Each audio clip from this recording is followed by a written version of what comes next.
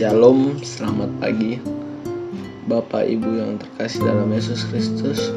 Puji Tuhan, kita dikumpulkan pada hari ini, pada pagi yang indah ini, untuk mendengarkan dan merenungkan sebagian dari firman Tuhan. Edisi Renungan Harian Toraja pada hari Selasa 16 Juli 2024. Pada pagi hari ini kita akan membaca dan merenungkan dari Kisah Para Rasul 23 ayat 12 sampai 35. Sebelum kita membaca dan merenungkan firman Tuhan, mari kita berdoa. Bapa kami yang ada dalam kerjaan surga, Bapa kami yang baik, terima kasih ya Tuhan atas berkat dan pengasihan-Mu. Engkau masih memberikan kami kehidupan pada hari ini Tuhan. Ya Tuhan, pada pagi hari ini kami akan mendengarkan dan merenungkan firman-Mu. Tolong sertai dan pimpin kami ya Tuhan. Kiranya firman-Mu ini dapat kami maknai, sehingga dapat kami mengerti dalam kehidupan ini. Itulah doa anak-Mu, dalam nama Tuhan Yesus kami sudah berdoa. Amin. Pembacaan kita terambil dari Kisah Para Rasul 23 ayat 12 sampai 35. Di bawah perikop komplotan orang-orang Yahudi. Setelah hari siang, orang-orang Yahudi mengadakan komplotan dan mengikat diri dengan sumpah bahwa mereka tidak akan makan atau minum sebelum mereka membunuh Paulus. Jumlah mereka yang mengadakan komplotan itu lebih daripada 40 orang.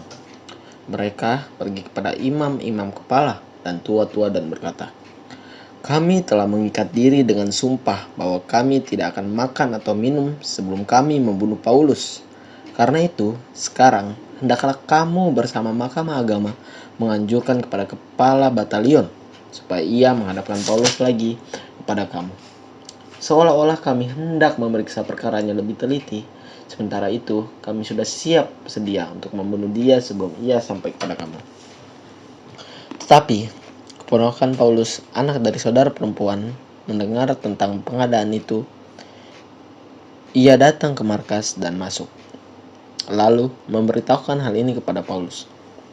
Lalu Paulus memanggil salah seorang perwira dan berkata kepadanya, "Bawalah anak muda ini kepada kepala batalion, karena ada sesuatu yang perlu diberitahukannya kepadanya." Perwira itu membawanya kepada kepala batalion dan berkata, "Paulus orang tahanan itu memanggil aku dan meminta supaya aku membawa anak muda ini kepadamu, sebab ada yang perlu diberitahukannya kepadamu." Kepala batalion itu pun memegang tangan anak muda itu, lalu membawanya menyendiri ke samping dan bertanya, "Apakah yang perlu kau beritahukan kepada aku?" Jawabnya, "Orang-orang Yahudi telah bersepakat untuk meminta kepadamu supaya besok Tuhan menghadapkan Paulus ke Mahkamah Agama. Seolah-olah mahkamah itu mau memperoleh keterangan yang lebih tepat dari dia. Tetapi janganlah percaya kepada mereka. Mereka lah yang siap untuk menghadang dia. Mereka telah mengikat diri dengan sumpah bahwa mereka tidak akan makan atau minum sebelum mereka membunuh dia. Sekarang mereka telah siap sedia dan hanya menantikan persetujuan dari Tuhan." Lalu kepala batalion menyuruh anak muda itu pulang dan memerintahkan kepadanya, "Jangan katakan kepada siapapun juga bahwa engkau telah memberitahukan hal ini kepadaku." Kemudian kepala batalion memanggil 2 orang perwira dan berkata, "Siapkan 200 orang prajurit untuk berangkat ke Kaisarea, beserta 70 orang berkuda dan 200 orang bertombak, kira-kira pada jam 9 malam ini.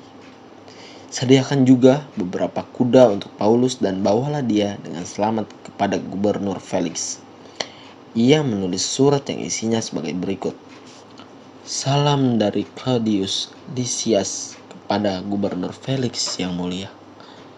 Orang ini ditangkap oleh orang-orang Yahudi dan ketika mereka hendak membunuhnya, aku datang dengan pasukan untuk melepaskannya. karena aku dengar bahwa ia adalah warga negara Roma. Untuk mengetahui apa alasannya mereka mendakwa dia, aku menghadapkannya ke mahkamah agama mereka.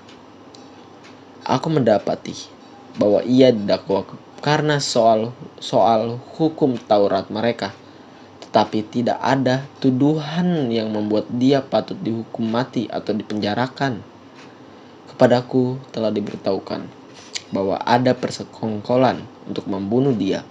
Karena itu, aku segera menyuruh membawa dia kepadamu. Sedangkan kepada para pendakwa telah kuberitahukan bahwa mereka harus mengajukan perkara itu kepadamu. Lalu prajurit-prajurit itu mengambil Paulus sesuai dengan yang diperintahkan kepada mereka dan membawanya pada malam hari ke Antipatris. Keesokan harinya, mereka membiarkan orang-orang berkuda dan Paulus meneruskan perjalanan, sedangkan mereka sendiri pulang ke markas.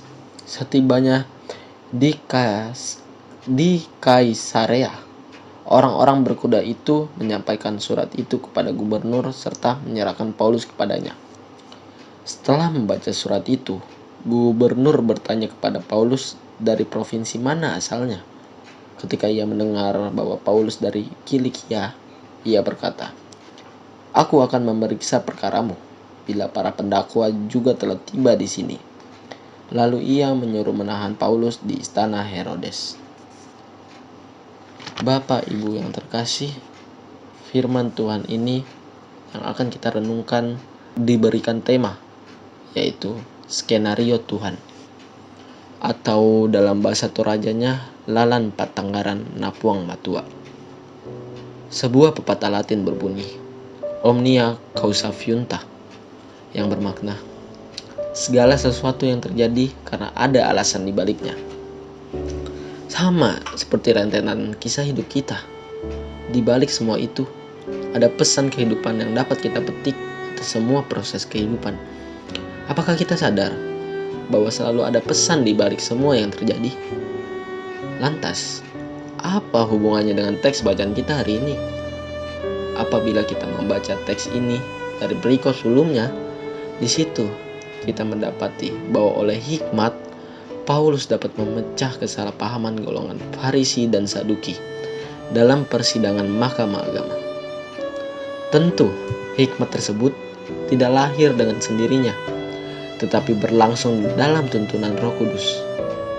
Hikmat tersebut meneguhkan Paulus untuk berani menyuarakan kebangkitan Yesus Kristus dari antara orang mati, meski hal tersebut dapat menimbulkan skenario pembunuhan untuk dia. Betapapun sudah ada skenario orang Yahudi, Allah Tritunggal pun memiliki skenarionya tersendiri. Tidak kebetulan keponakan Paulus mengetahui rencana pembunuhan tersebut. Tidak kebetulan juga Paulus merupakan warga negara Roma, sehingga Claudius Lysias, perwira penjara setempat, merancang pengamanan nyawa Paulus. Hal inilah yang menuntun kita pada suatu penghayatan bahwa tidak ada suatu kebetulan dalam kehidupan Paulus, bahkan kehidupan kita sekalipun. Selalu ada skenario Allah Tritunggal di balik kehidupan kita sehari-hari. Pepatah Omnia causa fiunta dan bacaan kita pada hari ini kiranya meneguhkan iman dan pengharapan kita bahwa skenario Tuhan tidak ada habisnya dalam hidup ini. Tantangan dan peluang hidup sekalipun mau menunjukkan kepada kita bahwa hidup kita sebagai orang percaya pada Kristus tidak pernah lepas dari pengawasan dan pemeliharaan Allah Tritunggal. Sandarkanlah hidup dalam tuntunan penyertaan Tuhan. Amin. Bapak, Ibu, dan saudara-saudara, mengakhiri renungan kita pada pagi hari ini, saya ajak kita untuk berdoa.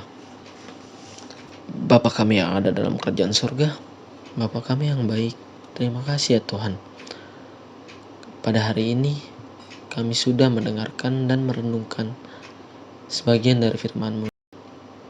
Ya Tuhan, pada hari ini kami percaya bahwa apapun kesusahan, kesulitan, apapun yang menghambat kami, apapun yang dapat menghalau kami, Kami tahu ya Tuhan, bahwa Engkau selalu memberikan skenario yang terbaik untuk kami.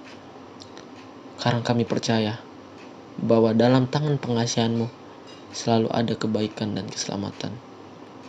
Ya Tuhan, beberapa dari kami setelah ini akan melakukan aktivitas, baik bekerja, pergi ke sekolah, maupun mengurus hal-hal lainnya. Ya Tuhan, berkatilah aktivitas kami. Kiranya aktivitas kami selalu menuntun kami kepada arah kebaikan. Ya Tuhan, sekian doa kami. Dalam nama Tuhan Yesus, kami sudah berdoa. Amin. Bapak, Ibu, dan saudara-saudara sekalian, sekian renungan kita pada hari ini. Kiranya Tuhan menyertai kita. Tuhan Yesus memberkati.